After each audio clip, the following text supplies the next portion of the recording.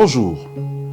À la recherche des causes de la chute et de la passion de Patrice Emery Lumumba, nous avons déjà vu que le paramètre fondamental était l'image construite de sa personne. Cette image est double. La première est liée à son ethnicité en tant qu'homme noir.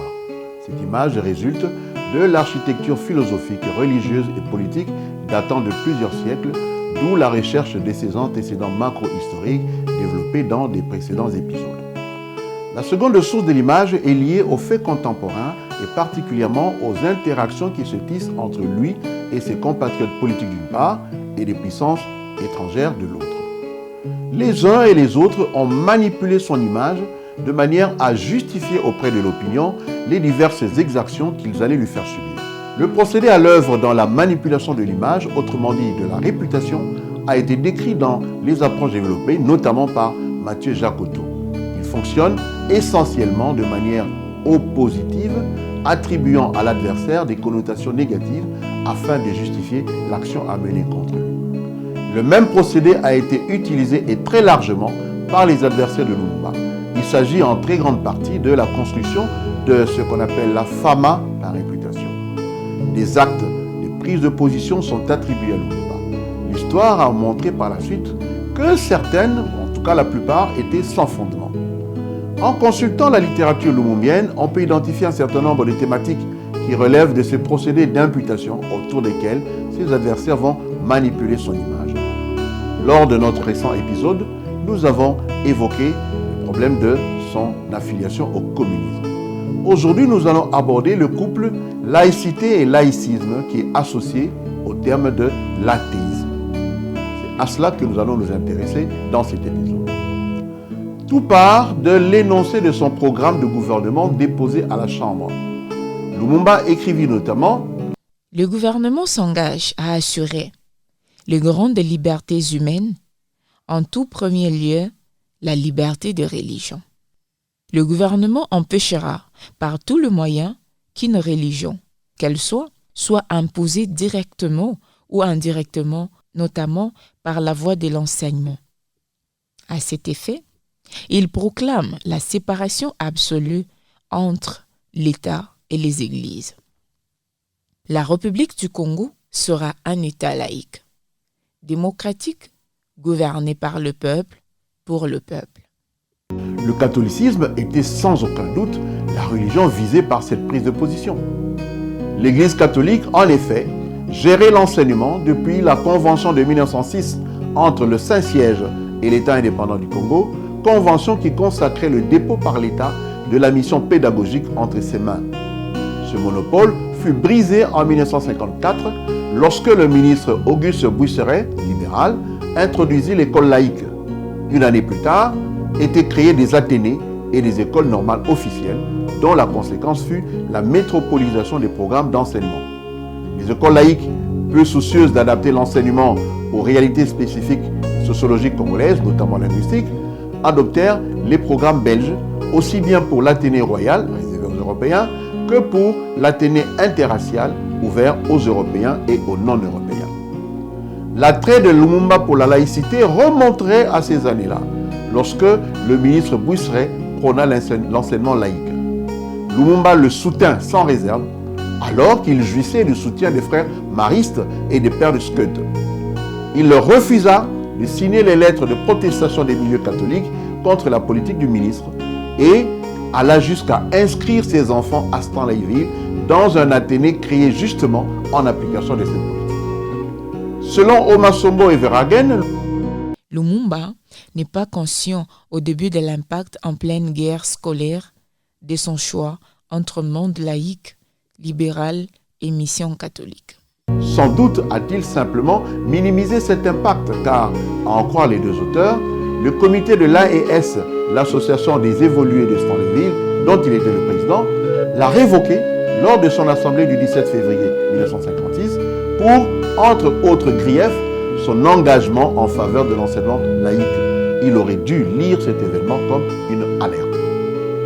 La laïcité préconisée par Lumumba énerva particulièrement le prélat catholique. Joseph Maloula, évêque de Léopoldville, la qualifia de matérialisme athée. Il rejeta purement et simplement le programme du gouvernement.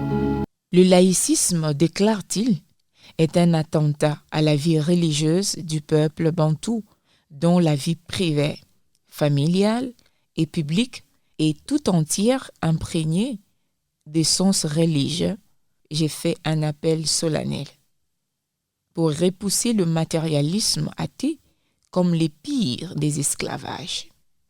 Maloula a dû, en la circonstance, user d'une double contrebande de sens, imposant du reste avec succès aux esprits des connotations fausses, mensongères. Le dessein manipulatoire y apparaît très clairement. La première preuve de manipulation du sens à laquelle il se livre peut être démontée par une analyse socio-anthropologique. Maloula prétend en effet défendre la thèse d'une très forte religiosité du Muntu. Le fait est-il avéré?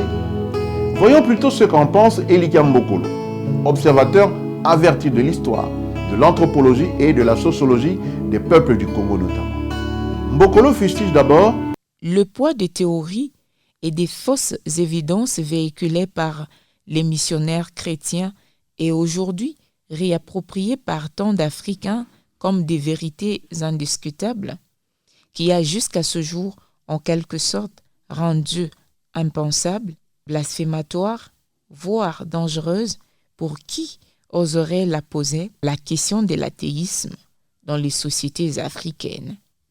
Pour autant, j'ai le sentiment qu'au cours des années 1950, l'athéisme faisait bien partie de l'espace spirituel et social du Congo. Mbokolo livre ensuite sa propre expérience. Élevé de 2 à 15 ans par sa grand-mère maternelle et par son époux, devenu aveugle, il ne l'a jamais vu ou entendu parler de Dieu ou faire une prière à Dieu, tout comme beaucoup de ses parents et amis. Et dans les cercles des jeunes diplômés des écoles missionnaires notamment, la théologie catholique et ses saints faisaient ricaner les jeunes qui en parlaient comme des affaires de blancs inventées pour tromper les noirs. De telle sorte que l'arrivée des écoles laïques fut, selon lui, applaudie par la population et certaines parmi ces écoles ont dû refuser du monde. Elika Mbokolo estime qu'il faille avoir le courage de poser cette question de l'athéisme et mener sur le terrain les nécessaires recherches pour y parvenir. Car pourquoi l'Afrique serait-elle le seul continent qui n'ait pas connu d'athéisme? C'est en se posant la question et en mettant en œuvre les procédures de recherche d'y répondre qu'on découvrira que, dans ces domaines comme dans les autres, il n'y a pas d'exception africaine ni congolaise. D'où alors Maloula tenait-il que le Muntu était obligatoirement religieux, c'est-à-dire croyant, et en l'occurrence en un Dieu catholique, c'est-à-dire occidental. Cette position radicale mais non fondée trahit simplement une réalité que Robert Cornevin explique en déclarant que, de fait, au Congo, le catholisme fut la véritable religion d'État. Le second acte de contrebande du sens de la part de Joseph Maloula a consisté à substituer à dessein au concept usité par le gouvernement, à savoir la laïcité, celui de laïcisme, lequel a pourtant un contenu différent, voire opposé au premier. Ce choix lexical délibéré n'était pas innocent et il fait entrer de plein pied dans le procédé de la fama décrit par Jacques Otto à partir des célèbres diatribes de Cicéron contre Catilina et ses partisans.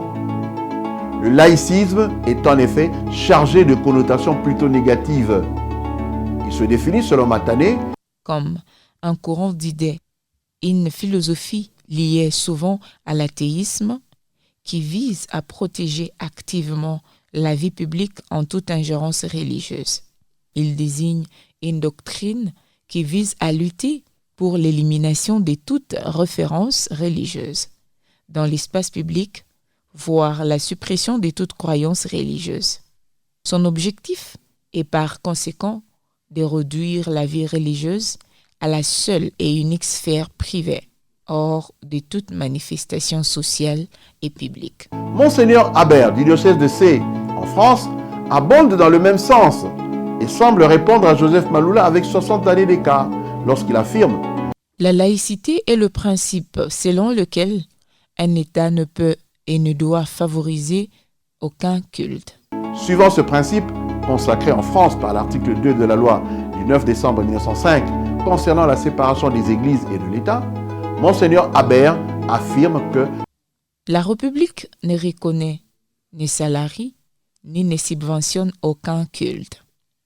Elle s'engage en retour à garantir la liberté des consciences et le libre exercice du culte. On le voit bien, la laïcité n'est pas la disparition de la religion de l'espace public comme certains voudraient le faire croire. Il ne faut jamais confondre la laïcité qui est une forme possible de l'organisation de l'État avec le laïcisme qui est un projet militant.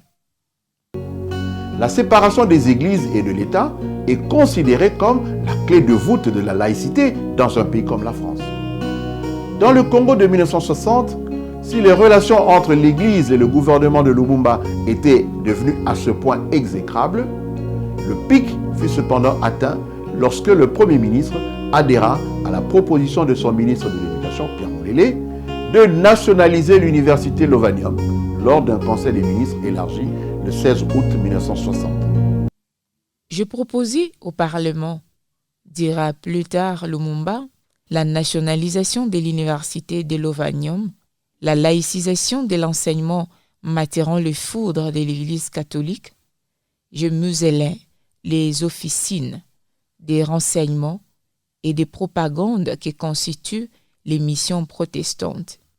C'est pour cela que je suis devenue la bête noire de tous ceux qui s'intéressent au Congo.